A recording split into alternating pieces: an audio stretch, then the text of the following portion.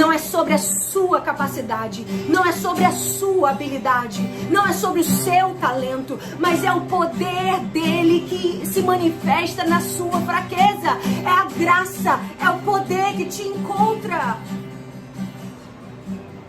Para que você não diga, eu fiz, eu curei, eu preguei, mas que você saiba que foi o Senhor que te alcançou.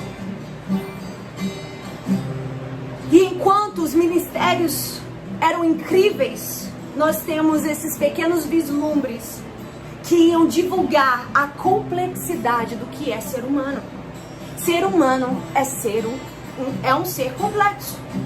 Ser humano é carregar contradições. E apesar deles terem sido escolhidos a dedos por Deus, eles ainda eram homens. E se fosse outra pessoa que tivesse escolhido, a gente diria, nossa, você fez uma péssima escolha. Nossa, mas por que você escolheu Pedro? Nossa, mas por que você escolheu Judas? Nossa, mas por que você escolheu Tomé? Se fosse um ser humano escolhendo, nós diríamos, nossa, você fez uma péssima escolha. Mas deixa eu te dizer, foi Jesus. Jesus que escolheu Pedro. Foi Jesus que escolheu Judas. Foi Jesus que escolheu Tomé. Jesus o escolheu a dedo e o chamou para pegar a cruz e segui-lo. E ele, diante daquela situação em que Jesus precisava dele, ele foi se aquecer no fogo dos romanos. Ele foi se aquecer do frio que estava naquela manhã. No momento que Jesus mais precisava dele, Jesus não precisava de uma comida, Jesus não precisava de um copo d'água, Jesus não precisava de um sanduíche, Jesus precisava da lealdade dos seus discípulos. Jesus precisava da verdade dos seus discípulos. Mas a complexidade da nossa humanidade jogou Pedro para baixo. Sabe por quê? Ele estava com medo. As capacidades humanas nos permitem amar de um lado, falar com sabedoria de um lado, e de outro lado a gente encarar com medo uma situação, de outro lado a gente encarar com estupidez uma situação. Em determinadas áreas nós somos amáveis, sábios, em outras somos desequilibrados, complexos. Você não pode julgar Pedro por um caso isolado. Você não pode julgar Pedro por este cenário. Você não pode julgar Pedro por essa fatia da história dele. A Bíblia diz, e é claro, que Pedro estava disposto a entregar sua vida a Jesus. Mas nesse pequeno momento, ele correu como uma criança. Nesse pequeno momento, ele ficou morrendo de medo. Nesse pequeno momento, ele escolheu fugir. Ele estava com vergonha. A Bíblia, de forma generosa, ela permite que seja adicionado na história os ativos e os passivos. O que tem de ponto positivo e o que tem de ponto negativo. Sabe para quê? Para que a gente venha olhar para os homens da Bíblia como homens, não como deuses. Para que a gente possa olhar para os homens da Bíblia e entender que eles eram homens. Davi foi um homem segundo o coração de Deus. Davi foi ungido, separado, ele matou gigante. Mas Davi caiu na luxúria, caiu com Betseba, matou Urias, mas ainda assim era o rei de Israel, ainda era escolhido por Deus. Jonas, que poderia ter pregado com tanto poder que até as vacas se converteriam, que o gado se arrependeria, ele pregou com tanta unção que a Bíblia diz que o rei se converteu, os povos de Nínive se converteram, todos ali naquela cidade se voltaram para Deus por causa de Jonas. Mas mesmo assim ele era fanático, ele fugiu de Deus, ele acabou sendo engolido por um peixe, e quando Deus salvou Nínive, ele ficou bravo com Deus. Você vem me dizer que o ser humano não é complexo? Ele ficou bravo com Deus. Você vem me dizer que as pessoas não são complicadas? Em um momento em que O povo gritava Hosana. Existia o mesmo povo que gritava Hosana, em outro momento gritou crucifica-o. O mesmo povo que disse Hosana nas alturas, foi a mesma voz que disse crucifica-o. E às vezes é difícil distinguir até os seus amigos dos seus inimigos, os seus inimigos dos seus amigos, porque o ser humano, ele é complexo. Muitas vezes os seus inimigos agem como amigos e os seus amigos agem como inimigos, porque é difícil distinguir a complexidade do ser humano. E Pedro, ele está morrendo de vergonha. E eu tenho certeza que você não viveu na sua história até aqui sem sentir vergonha. Você não chegou até aqui o dia 18 de janeiro sem ter passado por um momento de vergonha. Um momento que você teve vergonha. E eu vou dizer, vergonha não é algo que você toma uma pílula e vai resolver. Vergonha não é algo que você vai no médico e pega a receita e vai resolver o problema. Vergonha não é algo que você vai no médico e ele simplesmente vai dar uma solução pro seu problema. A vergonha é algo subjetivo. É algo que você tenta esconder. A vergonha é algo que você tenta mascarar. A vergonha é algo pessoal. E você tenta colocar uma maquiagem, você tenta fazer o cabelo, você tenta fazer a barba, você tenta colocar um olhar acima disso tudo. Mas ninguém vai saber que por trás de tudo isso, a razão pelo qual você não fez mais, a razão pelo qual você não avançou, a razão pelo qual você não desbravou áreas da sua vida, a razão porque áreas da sua vida estão estéreis, a razão pelo motivo que você não foi mais longe, que você não foi mais alto na sua vida, é tudo por causa da vergonha. Uma coisa é quando aquilo que falam é mentira.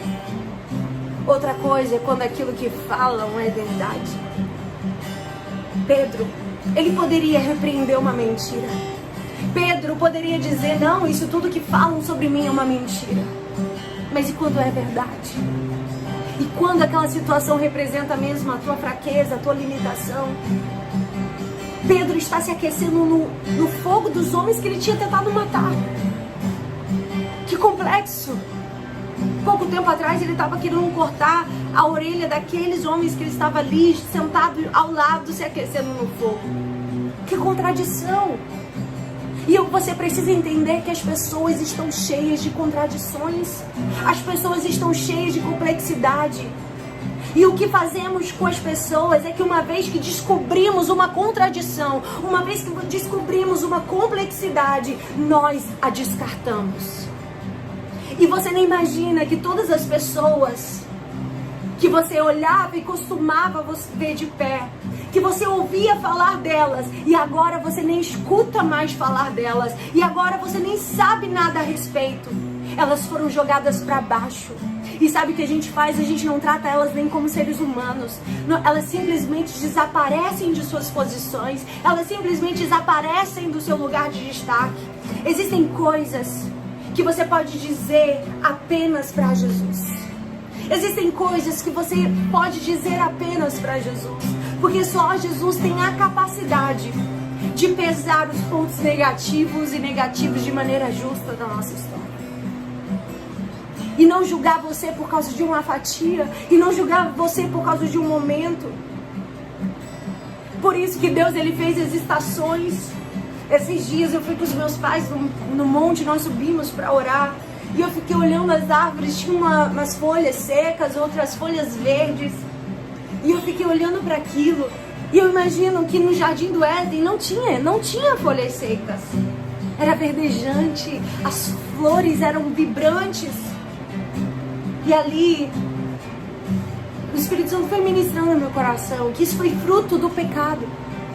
E é por causa do pecado, é por causa da misericórdia de Deus, que sobrepôs o nosso pecado e as nossas falhas, ele fez as estações.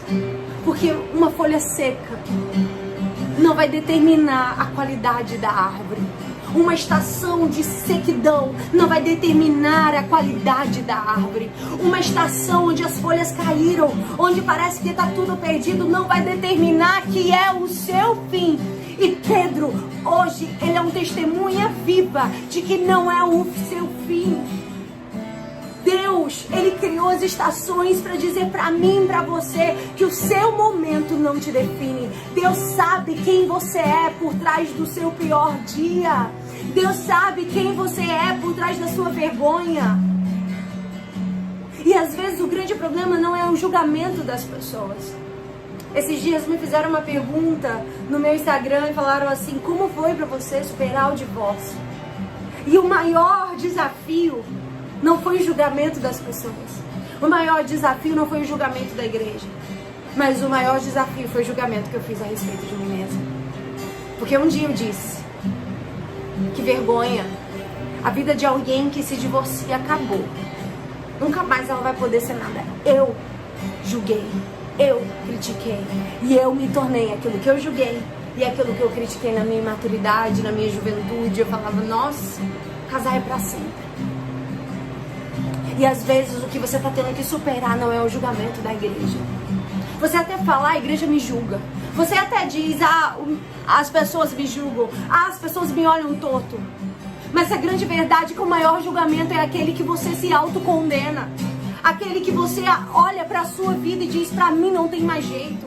É o auto-julgamento que a gente faz. É a vergonha que a gente tem da gente mesmo. É a culpa que você carrega. E essa vergonha que te impede de ir atrás dos seus sonhos. É essa vergonha que te impede de você viver a sua vida ao máximo. É essa vergonha que faz você se punir todos os dias.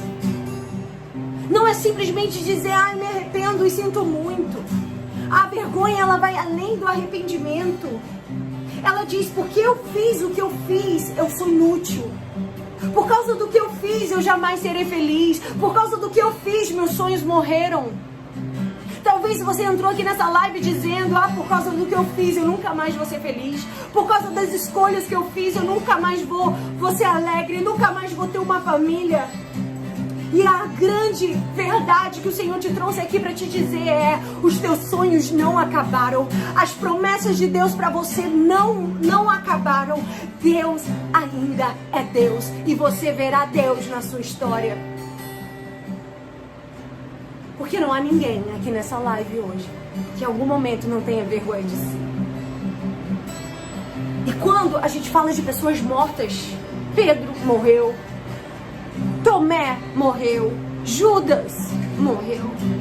Quando nós falamos das pessoas que Deus usou, Davi, Jonas, quando nós falamos das pessoas que Deus mostrou a sua humanidade, mas ainda assim Deus usou, nós sabemos lidar com isso.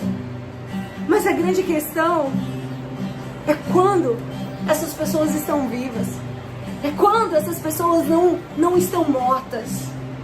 E elas têm uma cena, um episódio, um momento de vergonha.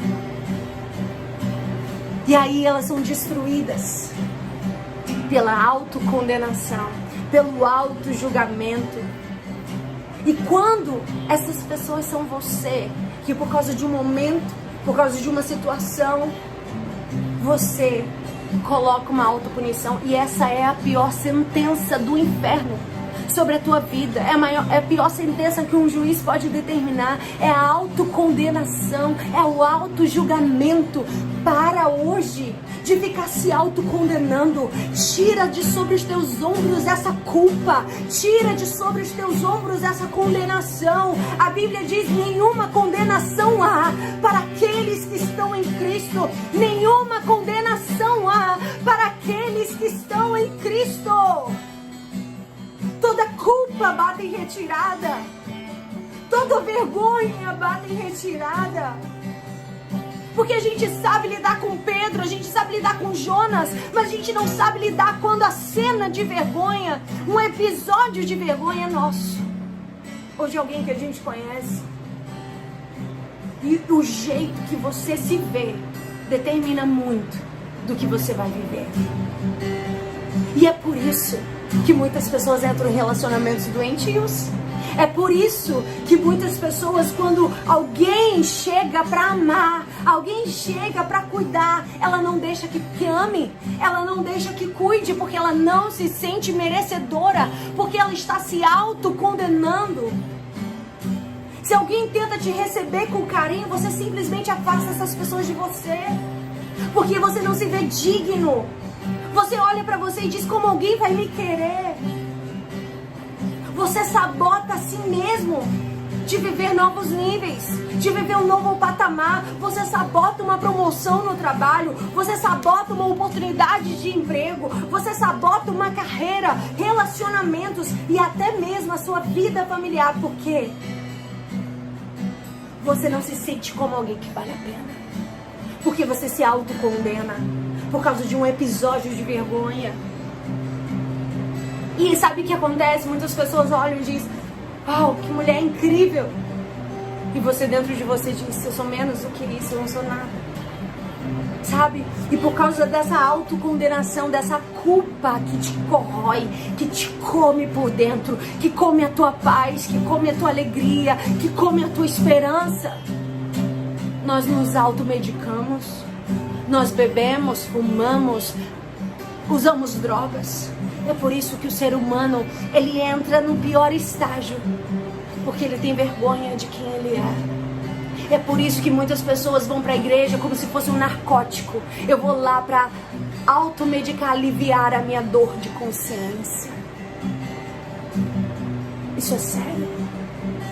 Por isso que muitas pessoas entram na bebida, por isso que muitas pessoas entram nas drogas, por isso que muitas pessoas vão até a igreja para medicar a dor da vergonha.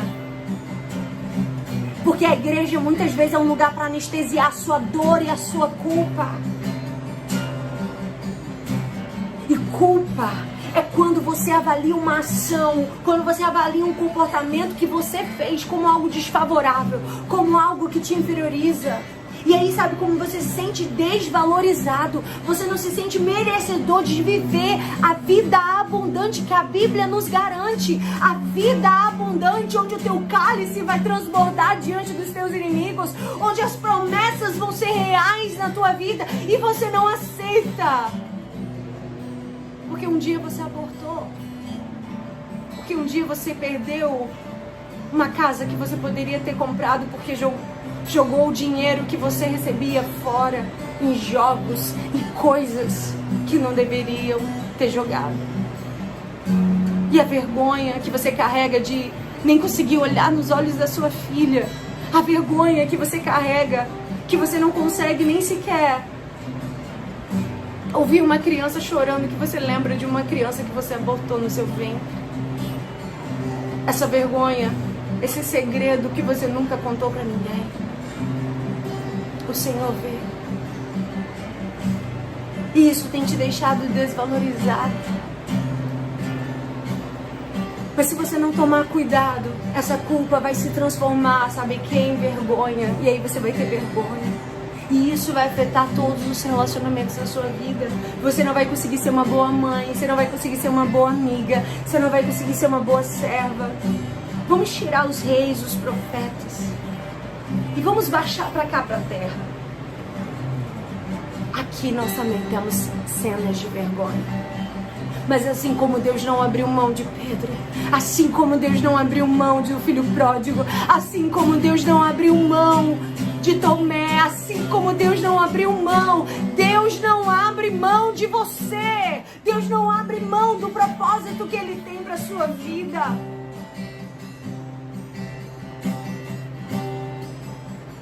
E eu tô falando da vergonha que afeta a maneira que você vive.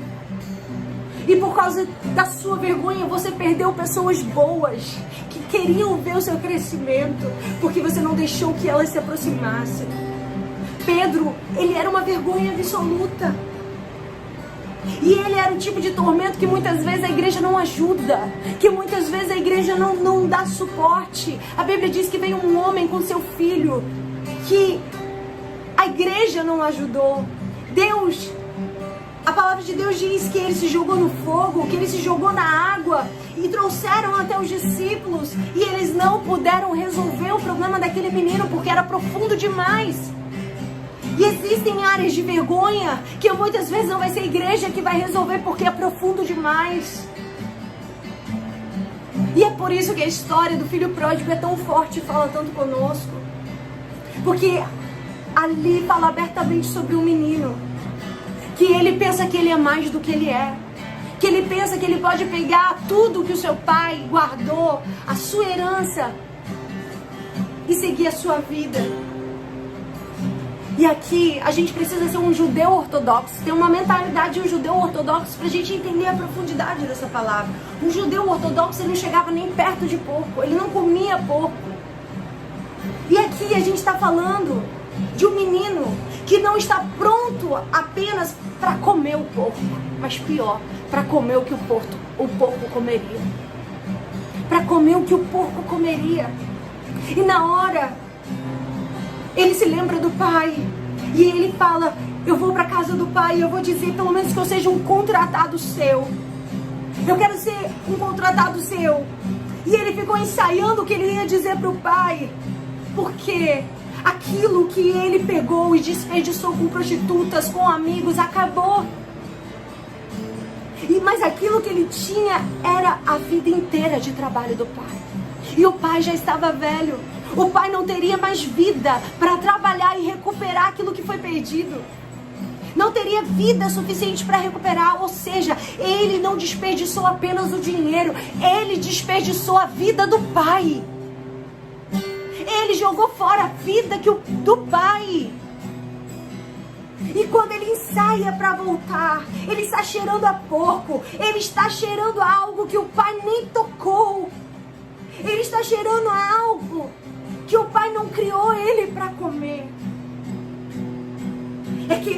E o poderoso dessa história é que enquanto ele está ensaiando, o nível de vergonha dele é tanto. Ele está descobrindo, procurando o que vai dizer para o pai. Mas a Bíblia diz que quando o pai olha ele da varanda da graça, ele corre como se ainda fosse jovem. Ele corre ao encontro do seu filho. Sabe por que ele corre ao encontro? Porque ele ainda queria ele. Porque ele ainda queria o seu filho.